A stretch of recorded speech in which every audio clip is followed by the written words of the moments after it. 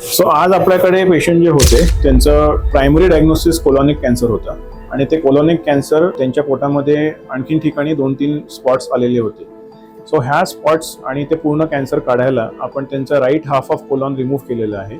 ते right half of remove केल्यानंतर आपण आतडी परत जोडतो so that the patient can normally pass motions again.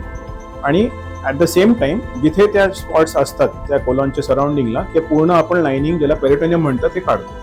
So the entire peritoneal lining was remove. आणि ह्या लाइनिंग बरोबर Wien ever the person is suitable तर त्यांना आपण ओव्हरीज आणि युट्रस पण काढतो, कारण की ह्या ठिकाणी पण ह्या कॅन्सरचे सेल्स डेपॉझिट होतात आणि ते इव्हेंच्युअली ग्रो होतात त्या ठिकाणी. सो हे पण आपण त्या सायटोटॉटल सर्जरी किंवा CRSचा एक भाग असतो ज्याच्यात ज्या पेशंटचं फॅमिली प्लॅनिंग किंवा फॅमिली कंप्लीट झालेली असते तर त्यांचं आपण युट्रस आणि ओव्हरी पण ह्या CRSमध्ये रिमूव्ह करतो so that we get the complete clearance.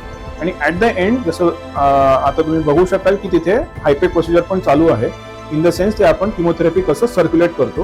This goes on for either 1 hour or 1.5 hours.